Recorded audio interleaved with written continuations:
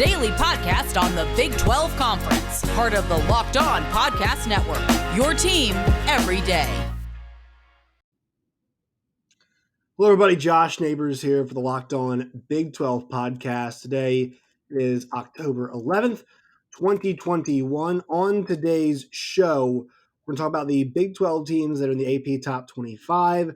Then we're going to talk about the, kind of a stock report almost for the Big 12 teams. We're going to group them into tiers, basically based off of, all right, what's your shot of making it to Dallas and competing in the Big 12 championship? Where are teams falling in terms of tier 1, tier 2, tier 3, probably going, have a shot at going, and probably not going, kind of the way we're going to break those three things up on today's show. Before we get into it, guys, make sure you follow us on Twitter at LO Big 12. I'm there at Josh Neighbors _. If you're watching us on YouTube, make sure you find us on Apple Podcasts, on Stitcher, on Spotify, so you can listen when you can't watch the YouTube video. And then also make sure you guys, if you're listening and not watching YouTube, find us on YouTube, Locked On Big 12. We're over 210 subscribers now, so keep building that up, and love hearing from you all when we have the episodes posted. All right, so let's get to the rankings and talk Big 12 teams in the top 25. So the new AP ranking came out. Georgia is in first place. 62 AP voters vote. All 62 say Georgia is your number one team. I don't think there's any argument right there. Iowa is 2. Let's go to number 3, because if the AP poll were the playoff rankings, and it's not, I know, but if the AP poll were the playoff rankings, the season ended today, the two teams sitting 3 and 4, Oklahoma, and then, Oklahoma's number 4, Cincinnati is number 3. And I know Cincinnati is not in the Big 12 just yet, but we'll talk about them anyway. And I know the people on YouTube have been asking, they said, hey, more coverage of the 4 incoming teams. So Cincinnati is at 5-0. And they are currently undefeated. I know we touched on this before. With wins at Indiana and in South Bend, that works out very well for them. They're playing UCF this week, another team joining the Big 12 conference. They've also got SMU on the schedule, and those two games to me are kind of their biggest remaining tests this season. Also, I think at Navy's a little tricky because Navy, just the way they play, they can kind of suck the life out of a game, and this is not a team in Cincinnati. Last week's offense was high powered for sure, but you can see it. Their offense is not perfect. It's far from perfect. Desmond Ritter, that was done an excellent job this season. So I think, this is the conversation, is what's it going to take for Cincinnati to get in? And it's my opinion that they don't have to smoke everybody. Like, this is not this idea somehow they have to win and win pretty all the time, to me is far-fetched. They've got wins on the road against Indiana, who I know is not a great team, and they've got a road win against Notre Dame. And I've made this point several times, and I want to make it again here on the show. If, let's just say, Clemson had lost that first game to Georgia, if Clemson ran the table the rest of the way and ended up making, going to a college football playoff, nobody would bat an eye. But the problem is, if you compare their schedule to Cincinnati's is more, it's probably equal to the amount of difficulty that we're going to see on Clemson's schedule. Clemson's schedule is just not very good. So if you stacked up those two schedules, an 11-1 for Clemson with a loss, a loss against Georgia, and you compare that to a 12 or 13-0 for Cincinnati with wins at Notre Dame, win against SMU, a win at Indiana, and whoever they play in the championship game, it would be pretty even to me. And I still think Cincinnati would have a tough time getting in, which they shouldn't. So I think the problem is, once again, it is a branding conversation. Because it's Clemson, because they go 11-0, it wouldn't matter the schedule. They'd get the nod regardless of how things went down. Cincinnati, they are undefeated right now, and we're still having to have the conversation of, oh, they need style points. It's very BCS-esque, right? We always talk about, hey, you got to get some style points for the computers. That to me is ridiculous. I think we really should value what we're seeing right now from Cincinnati. And they're definitely one of the top 3 teams in the country. I'll be interested to see what happens as the season progresses. And I'm also very curious about, once Cincinnati has a close game, which I mean, they're bound to have a couple, maybe one or two close games here down the stretch. How are the rankings going to affect them? Are they going to drop spots because they weren't as dominant as the playoff committee or as AP voters wanted to see them? That's what I'm curious about here as we move forward. Number 4, Oklahoma. It's funny. Oklahoma's 6-0, and they're 2 spots back from where they started off this season. I'm trying to think, is there any other? There's definitely not an undefeated team right now that is further back than where they were to start off the season. But isn't that weird to think? Oklahoma's 6-0, and they're 2 spots back from where they began this season in terms of the rankings. That just kind of goes to show you. It just kind of goes to show you how Oklahoma, the kind of the duality, if you will, the idea that Oklahoma is undefeated but also has yet to play their best football, has looked weak on defense at times, and the offense has been anemic at times. Now, on the other side of the coin, there have been moments like Spencer Rattler's game against Kansas State where the offense was efficient, it was successful, it was ruthless in many cases, and then there are cases like the West Virginia game where it was not. Now, to say that Oklahoma with Caleb Williams at the helm, we'll see what the situation is. It was funny. ESPN had a graphic promoting TCU OU. They put both Rattler and Caleb Williams on the graphic, so it shows there's some conversation happening about who's going to be the star moving forward. Obviously, I think it's got to be Caleb Williams as they head towards the back part of their schedule, just because of the way that he lifted them over Texas. Now, I do think there are going to be some situations this year where that was such an emotionally charged game. That what happened at the end of that game is just not sustainable. Some of the throws that he was making, obviously touchdown run, like that kind of stuff is not. If it happens on a week by week basis, Caleb Williams is he's a can't miss quarterback at that point in time. I'm really intrigued to see what happens when they go up against a defense like Iowa State's, when they go up against a defense like Oklahoma State's. We're going to get those matchups obviously later on in the season, but I am curious to see what happens when a really good defense gives a a freshman quarterback problems, and also how's the offensive line respond as well. That's a big key. But once again, by hook or by crook, and this feels like for both Oklahoma teams, it's kind of the methodology here. I mean, they have been grinding out victories this season, right? You kind of look at both teams' resumes. The next team in the rankings from the Big 12 conference is Oklahoma State. But look at Oklahoma's resume this year. We talked about it yesterday. 5-point win, 7-point win, 3-point win, 6-point win, 7-point win. They had a 76-point win over Western Carolina, but all of their games against Division I competition have all been one-score contests. Flip that on the other way. Now, once again, they're 6-0, so we have to value that. And it feels like a lot of teams are vulnerable this year except for Georgia. But Oklahoma on a big stage against an Alabama, how would they do? They get argument, hey, A&M just beat them. Why couldn't OU? Correct. But that despite the score, that A&M defense was holding on for dear life and got some big stops in that game to help them out. Could Oklahoma's defense do that? I think they get some timely stops, but could they control a game? That's a big question for me moving forward. It's weird to see a 6-0 team drop 2 spots, but also feels like they just win. Like they are. That is a winning program. It's a winning culture.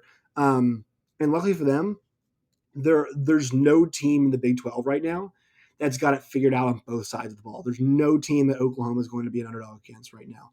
It's just not the way the conference is shaping up. For Oklahoma State, a 7-point win over Missouri State, a 5-point win over Tulsa, a 1-point win over Boise, an 11-point win over Kansas State, which was convincing, and a 10-point win over Baylor. These have not been especially convincing teams.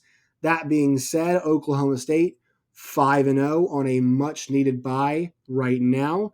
Number 12 in the country after having an off week. They sat idly. They did not move back in the rankings, but they're 5-0, and they're gonna go take on Texas this week in a huge matchup. So Oklahoma State, they're the next team that we're looking at. All right, quick break here. Pause for the cause before we keep going to the rankings. Today's show is brought to you by Prize Picks. It is the best way to play daily fantasy for college. They've got over-unders on touchdowns, interceptions, yards gained, all those kinds of things are available right now at Prize Picks. You go there today, the app is available, in a majority of states. When you go there, what you can do is you can sign up. It's free to do.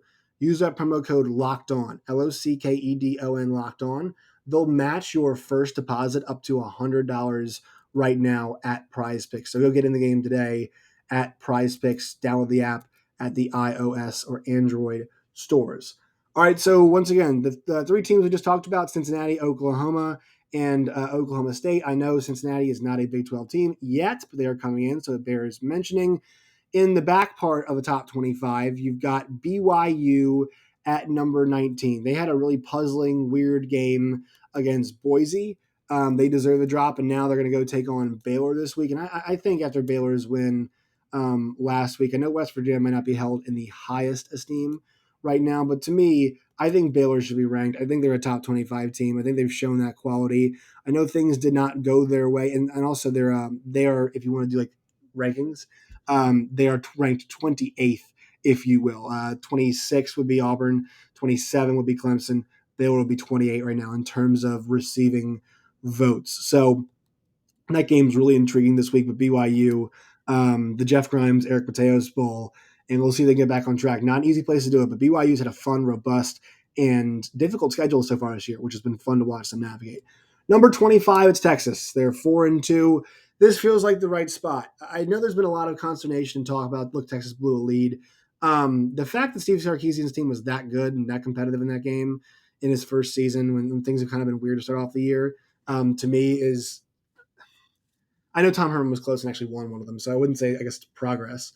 I know a lot of Texas fans feel like it's the same thing as always. But once again, I'm going to maintain this. This is not Steve Sarkisian's team. This is either not the players that Steve Sarkisian selected to start the year. It's just not where they're at right now.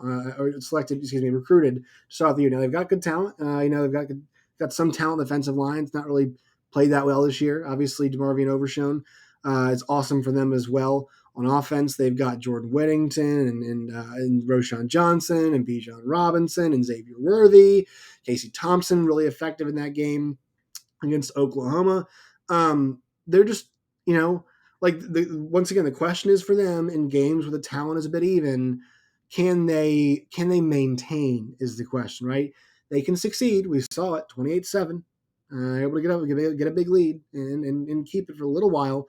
Can you maintain the lead? Can you finish the game? And it's a group that has not played a ton of football together at this point in time. All these guys, especially Bijan and Casey Thompson, they are learning to be focal points of the offense. Now, Bijan's picked it up seamlessly. Casey has as well, too. But the defense, the defense needs to get a few more stops in that game. That's really where things need to get better. I think Pete Kwiatkowski is going to get it there. It may not be this year. It might be down the road. So I might have to wait a little bit on that. But they are they need to get that trending in the right direction because the times where they've played heavy hitters, they've played teams with some, I would say equal offensive ability. Or equal athletic ability, I should say. They've gotten absolutely steamrolled by the opposing offense. Arkansas, big physical. They push Texas around. Oklahoma, they can be physical. They ended up being pretty physical in the end. They were wearing Texas out in the end of that game. I mean, that game, Texas was sucking some serious wind later on. They were getting just pushed around the point of attack. Oklahoma was going up and down the field on them easily. That's the big thing for them is they got to correct that. They got to correct their defensive issues and for them to get better. I'm not as down as a lot of people are saying, oh, is this different than Tom Herman? Like, you need to have some level of patience. This sport, there is no patience by anybody.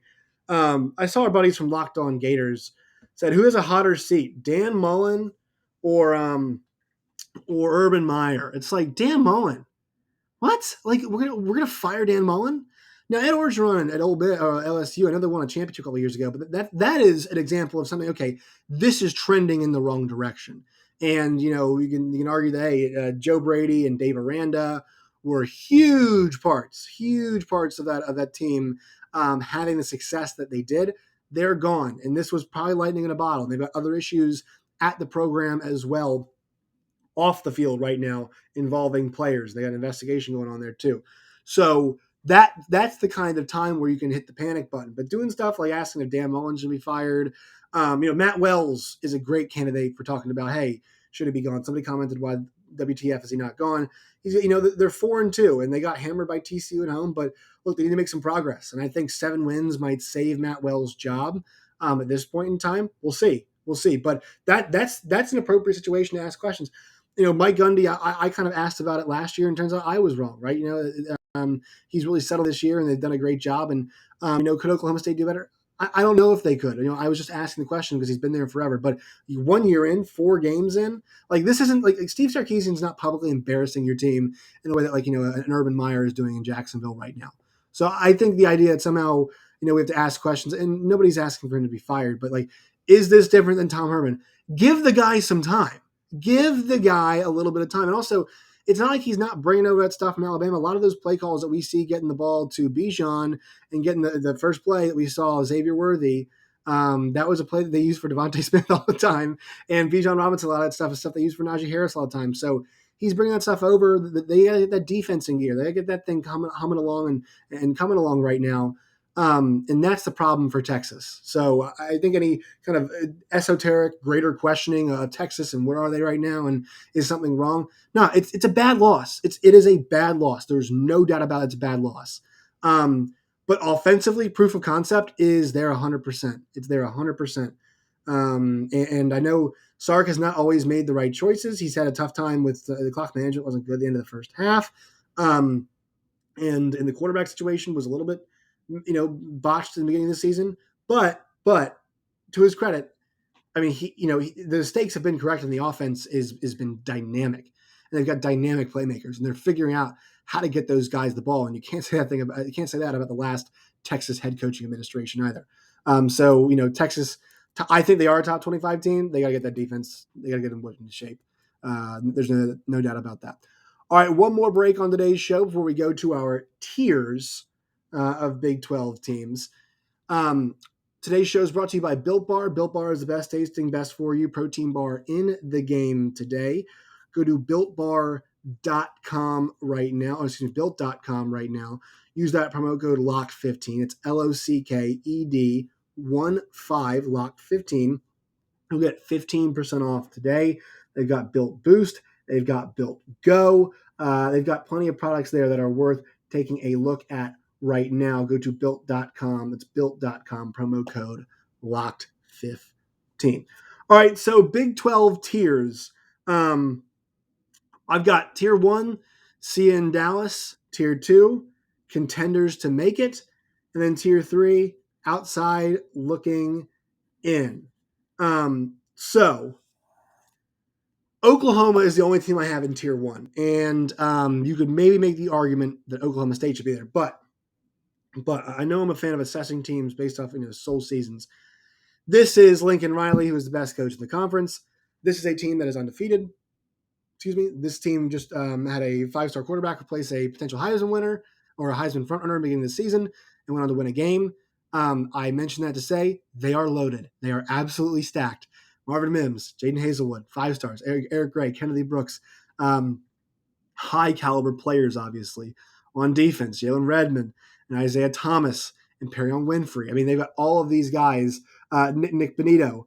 They've got all of these guys on their defensive line, and this is such a loaded team that it's like, how do you not have faith in them this season? I mean, just kind of telling about all those guys to say like the talent level on this team is extremely high this season, and they deserve to be in that top tier because number 1, they're 6-0.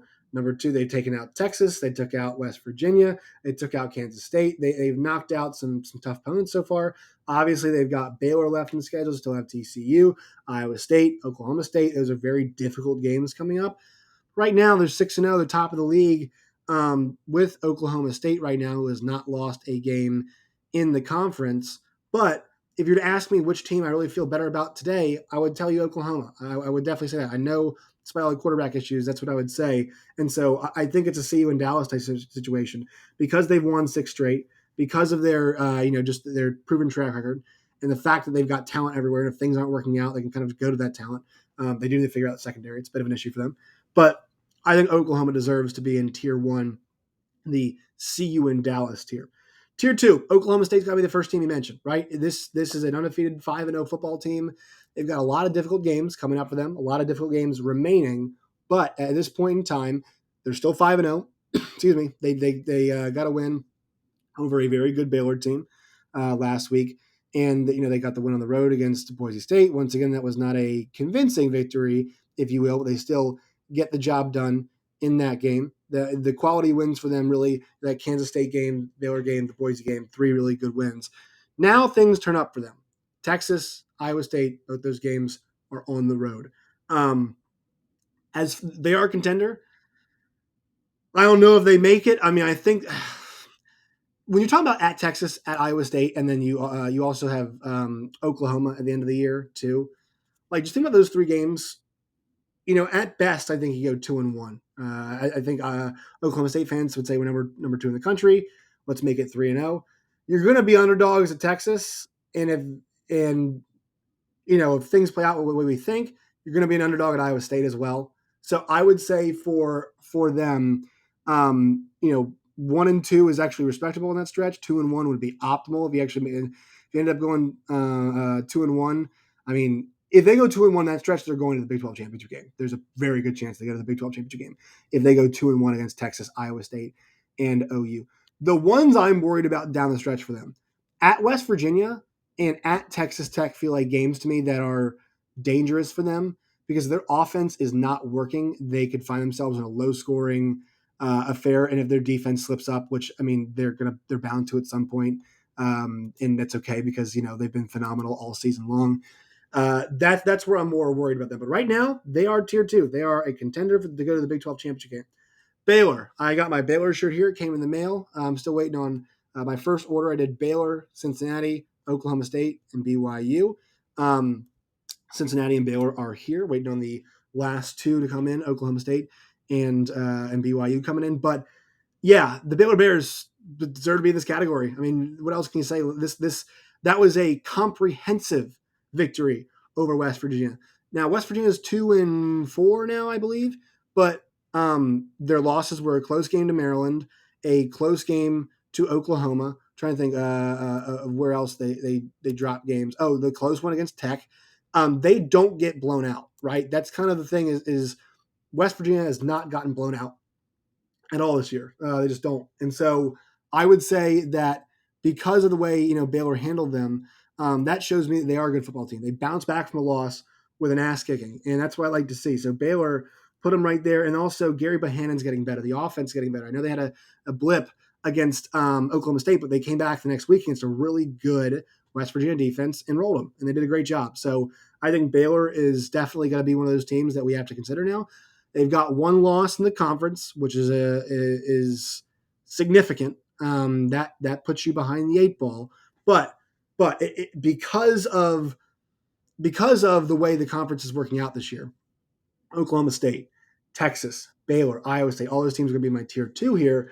What they all have in common is they all have 1 loss in conference, save Oklahoma State. So the winner, the second place team in the Big 12 could easily be a 2-loss team in conference. It really could.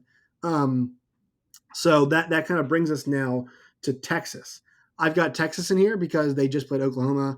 They were just up 28-7. They scored 70 points recently in a game against a conference opponent in Texas Tech.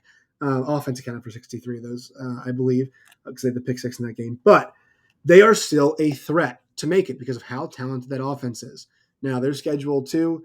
Their schedule is difficult because they still have Iowa State left, still have Oklahoma State left, right? So they've got to make sure they take care of business in those games. But they beat TCU in a game they've had trouble winning on the road, and so for them, this is the big stretch. This is the big 3 right here: Oklahoma State at home, at Baylor, at Iowa State. If you want to win the conference, or you want to have a chance to go play for a Big 12 championship, you have to go 2-1 in this stretch. There's no doubt about it. You have to go 2-1, and that keeps you in the hunt. That keeps you around.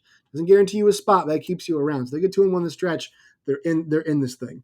And then we go to Iowa State. So Iowa State is a really interesting case because obviously they were a team that was so highly touted coming into the season, and we know Their struggles are very much well documented. Obviously, the loss to Iowa, loss to Baylor. They have, their schedule is the back part of it is where it gets really tricky. They have Kansas State next on the road this week, which is a huge game for them. They absolutely have to win that game if they want to have any chance of competing for a conference championship. They have Oklahoma State next, at West Virginia, Texas, at Tech, at OU, TCU. Schedule is difficult, but that being said, if they find that form that we know they're capable of, and I know it was Kansas, their defense is still fantastic, and if their offense can cut down the mistakes and convert when they need to, they can run the table. They actually can run the table. They have that kind of capability, experience, coaching, all those things. Like always for Iowa State, it's going to be on the shoulders of Brock Purdy. It's gonna be on him to see how things go up, how things kind of go on here. Actually, we're gonna do 4 tiers. So tier 3, I'm going to put TCU in tier 3 right now, and they were, I mean, what a odd start to the season for Gary Patterson's team. They have an outside shot at making it. That's what I'm putting down here for tier 3. They are outside a shot of making the Big 12 championship game. They're 1-1 of the conference. Anytime you just have one conference loss, that does put you kind of right in the, you're still around, still can't neglect you. So I'd bump them up to contender if they gave me a bit more consistency, right? If their defense could step up and play at a higher level. Their defense played really good in the first half. They played really well, rather, in the first half. But now they're at Oklahoma, West Virginia, at Kansas State, Baylor, at Oklahoma State, KU, at ISU. Their schedule doesn't really have any brutal stretch in it. At Kansas State, Baylor, and at Oklahoma State is the toughest stretch that they're going to face the rest of the way. It's a tough 3-game stretch. And I think TCU, the goal for them at this point in time is they've got 3 wins right now. If you look at their schedule, I see definitely, I think they can get to 6 wins. They've got West Virginia at home. We can say it's a win. If they beat Kansas, which we think they will, it's 5. If they get Baylor at home, that would give them 6, or at Kansas State would give them 6. They do have a path to 7 to 8 wins. 8 wins would be, I think, pretty good for them. But 8 wins, I don't think, gets you a spot in the Big 12 championship game. So I'm putting kind of TCU in that tier 3, outside looking in. Actually, we'll do more teams in this tier, I believe, because outside looking in. I said 2 losses will get you in there, and there are some 2-loss teams. Kansas State is going to be on the outside looking in here because if Skylar Thompson is back and he is healthy and looks good, and we'll see if he is this week. The bye week for them came at a perfect time to get him back and get him going. They're 0-2 in the conference, but they still feel like the group out of all the teams with at least 2 losses or 2 or more losses, the Texas Tech, Kansas State, Kansas, West Virginia group. If anybody's going to make a push out of that group, it's going to be Kansas State. And they've got the ability to do that, but they got to keep Skylar Thompson on the field. That is absolutely paramount. Is the number one thing they have to do is keep Skylar Thompson on the field. And they feel very dangerous if they do. They feel just the way they manage games and manage the clock. So I'm going to put Kansas State in the outside looking in. Then you kind of go to teams that we feel like tier 4 can't be done, it feels like. And for the can't be done group, KU, obviously, that's a project. We'll talk about them more as the season goes on. West Virginia's 0-3 now in the conference. So WVU has to be there. And I know Texas Tech only has 2 losses, right? I know they only have 2 losses on the season, but there's really nobody believes in that team that they can go and get it done, especially with Henry Columbia quarterback. That win they had at West Virginia was a really nice win. They're 4-2. I think the upshot for Texas Tech is that they've got a great opportunity to win 6 games this year. They're at 4-2 right now. They still have Kansas left. They've got Kansas State at home. But the back part of it's pretty difficult. They go at Oklahoma, Iowa State, Oklahoma State, at Baylor. So if they can find a way to get to 6, I think that's a success for them, especially if we're not going to see Tyler Shuck for a while. So if they can get to 6, that's good. Is that good enough to save Matt Wells' job? I don't know. But they do have a legitimate chance to get that far. West Virginia, obviously, I talked about before. They are out of this thing, and They should make a quarterback change. Once again, I like Neil Brown and he's a good coach, but that offense is, it is a disaster. It's a total disaster that offense is. So yeah, got to get that going the right direction. All right. Once again, tier 1, see you in Dallas, is what it's called. Oklahoma, I've got them there. Tier 2, contenders, Oklahoma State, Texas, Baylor, Iowa State, no particular order. If you want me to kind of rank them almost, I would say Oklahoma State, Iowa State, because I know what they're capable of. Baylor, even though I know Baylor beat Iowa State, but I still have some reservations. And Texas after that. Then tier 3, TCU and Kansas State. That is the outside looking in. Then tier 4, not a chance, is KU, West Virginia, and Texas Tech. All right, that will do it for today's show. Make sure you follow us on Twitter at LOBig12. You can follow me at JoshNeighbors_. So next time, my friends, as always, stay safe.